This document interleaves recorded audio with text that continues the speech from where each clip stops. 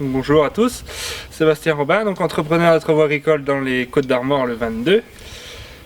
Mes activités, donc tout ce qui est fenaison, donc ça passe du pressage, fauchage, enrubanage. Transport, dans le domaine du débroussaillage également, ainsi que l'élagage pour les branches et haies. Et une nouvelle activité depuis peu, donc le broyage de branches. Ainsi que on vend aussi tout ce qui est plaquettes pour paillage et chaudière. Dans le domaine de l'enrubanage, donc j'utilise une presse enrubaneuse Vicon 2160, donc qui fait un diamètre de botte de 1,25 m au minimum jusqu'à 1,60 m maximum. Donc elle est équipée d'un broyeur et au niveau de l'enrubanage, c'est un satellite qu'il y a, donc avec 2 rouleaux à placer dessus. On peut enrubaner les bottes soit en système 3D ou 2D. Donc sur cette machine, il y a un système de double essieu à balancier tout simple. L'avantage sur cette machine là, c'est le système 3D au niveau de l'enrubanage.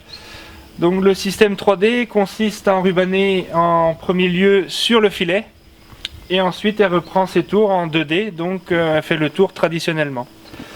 L'inconvénient, c'est qu'on sur la machine là, on ne peut pas laisser les bobines dessus quand on va sur la route, car ces bras ici sont en aluminium et donc trop légers avec les secousses et la vitesse pour maintenir tout ça. Donc au niveau de l'entretien sur cette machine là, c'est du soufflage tous les matins avant de partir. Ensuite on a du graissage à faire un peu partout, donc on a des graisseurs centralisés ici principalement. L'autre côté c'est le même principe. Et on a aussi la réserve d'huile pour tout ce qui est lubrification de chaîne qui se situe ici. Après on a le remplissage d'un filet s'il nous en manque et puis fil. Donc au niveau du système de broyage, on a un système à 14 couteaux, ce qui donne un affinage d'environ 15 cm. Ensuite au niveau du rotor, l'inconvénient c'est que ça avale, enfin c'est plus un avantage, ça avale comme il faut, mais après l'inconvénient c'est qu'au niveau des courroies ça nous fait un bouchon quand le fourrage est vraiment vert-vert. Du coup le roune se bloque. Donc au niveau de l'attelage, j'ai rajouté cette année un attelage Biba pour tout simplement un confort sur la route et au champ. Donc au niveau des commandes en cabine, sur le boîtier tout est géré automatiquement, mis à part la descente où je l'ai mis en mode manuel pour éviter de perdre la botte en mode descente dans les pentes.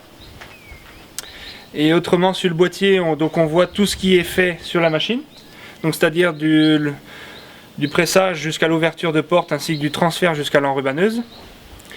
Et autrement, j'ai rajouté une caméra en plus moi, pour voir ce qui se passe à l'arrière et pour faire mes manœuvres. Donc le choix de cette machine s'est fait pour cause qu'elle est montée d'usine comme elle est aujourd'hui. Donc c'est-à-dire que l'enrubaneuse et le roune sortent d'usine tel quel. Ce n'est pas un roune et une gowel à côté assemblés. Donc c'est un des choix que j'ai voulu faire pour éviter d'avoir déjà pour les pièces et moindre souci. Ensuite, donc je peux conclure là-dessus sur cette machine. Depuis le temps que je l'ai, il n'y a eu quasiment aucun souci à part des pièces d'usure ou d'entretien. Ça reste pour n'importe quelle machine le même souci.